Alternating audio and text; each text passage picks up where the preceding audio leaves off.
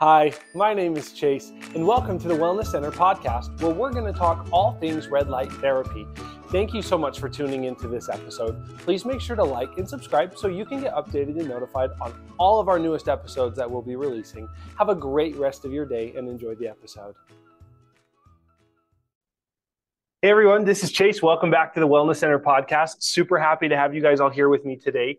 We are going to be talking, we're going to go a little bit different. So typically I look for scientific studies that have, not only the most current information, but positive information, right? That's the whole point, is to build clientele, build a base, build trust and understanding. One thing I try and explain to people is that red light therapy is a new science, meaning that there's not a lot of information out there about it. So we're all still learning. All of the leading industry experts are still learning. It's still being developed. The stuff's only been around since the 60s, which in medical term is not a lot of time. So especially where it hasn't been mainstream or hasn't been mainstream Western medicine. So I wanted to talk a little bit today about a study that I found. It still has good stuff in it, right? It's still positive, but it just really emphasizes that there's not a lot of information out there. And I think this will be really good to talk about as well. So I'm going to get right to it. Today, we're talking about basic pain and inflammation, stuff that every human is most likely going to deal with throughout their life at some point. I'd be surprised if someone didn't deal with some sort of bodily pain or inflammation. So I want to talk about what inflammation and pain is. I want to talk about the study that we have. And then I also want to talk about some at-home remedies to help with pain and inflammation. So pain and inflammation. Your immune system sends out its first responders, the inflammatory cells and the cytokines, substance that stimulate more inflammatory cells. So the cytokines help with your inflammation. The inflammation, these cells begin an inflammatory response to trap bacteria and other offending agents or start healing injured tissue. So inflammation is actually your body's way of saying, hey, it's time to heal, which is really good. The results can be pain, swelling, bruising, or redness. So that's the basic of pain and inflammation. You get pain, you start to inflame. The inflammation saying, hey, it's time for my body to heal. Now, the study we got from the MDPI, and the title of it is The Efficacy of Photobiomodulation Therapy in the Treatment of Pain and Inflammation, a literature review, meaning that what they did is they went back in time and they studied all of the current scientific published studies regarding pain and inflammation in red light therapy, and they reviewed that and to make sure that it was, we have some good legit stuff. This is a compilation of a bunch of different studies. And of course, we're just going to read the abstract here. So the main objective of this literature review was to analyze the efficacy of photobiomodulation therapy application on subjects with chronic pain and inflammation, and furthermore, to evaluate the methodological quality of the collected literature. So more or less, what they're doing is they want to see how efficient red light therapy is in treating inflammation and pain, and they're doing that by going back and looking at all of the published scientific peer-reviewed studies that they can find. Now, typically when you see a literature review like this, what they do is they have actually a certain criteria that they use, right? Like it has to have this, A, B, C, and D. And if it doesn't have A, B, and C, and D, it can't be included.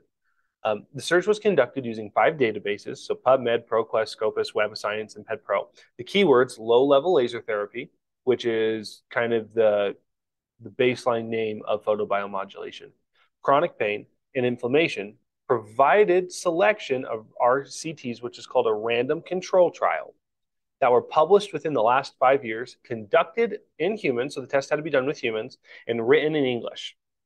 That was all of their criteria. So all of those things had to be in the study in order for it to be included. The PedPro internal validity scale, so the internal validity scale checklist was used to evaluate the risk of bias in the included study. So basically they had a scale, another measurement to make sure that the information wasn't being faked.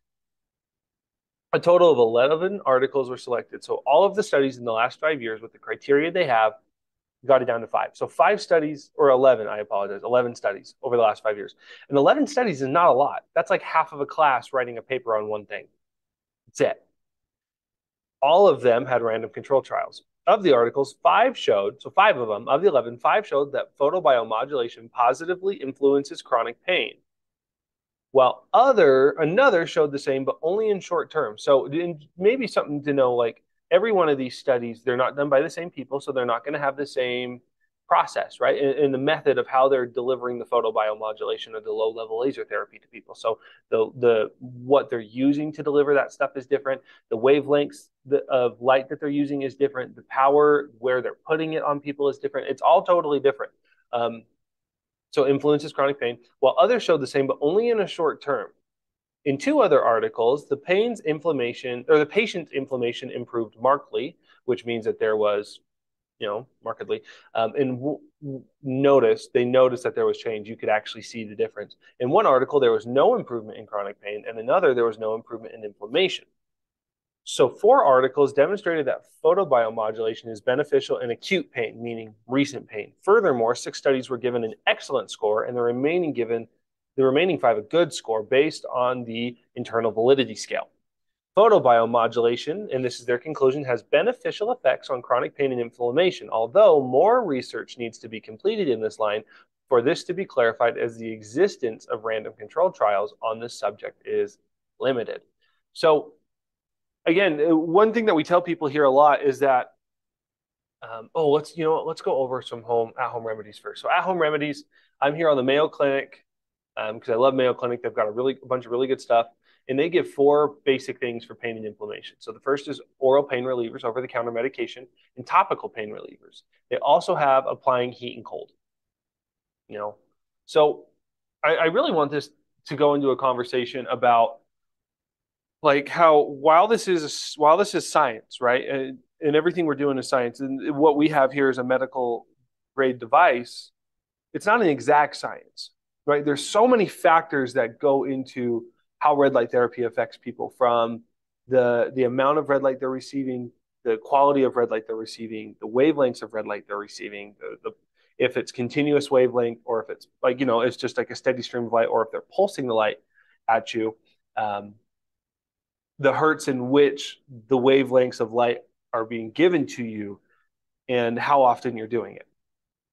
And that's just with the red light and the consistency of the treatment with the red light.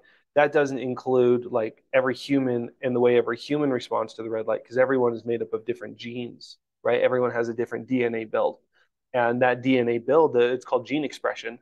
The way their DNA expresses is different in every human, and the way that red light helps with that DNA expression is different in every human as well. So it's not an exact science, and a lot of it has been we've taken it from like all of this, and we're kind of getting closer to what is going to be more of a procedure for every situation. It's not exact, right? There's no one size shoe fits all with red light therapy as of right now, but we're working towards it. So just know, guys, it takes time, it takes consistency, and it takes determination. But if you stick to it, you can find results. So that's all I have for you today. Thanks for listening to the podcast. I hope you guys have a great rest of your day, and I'll talk to you later. Peace out.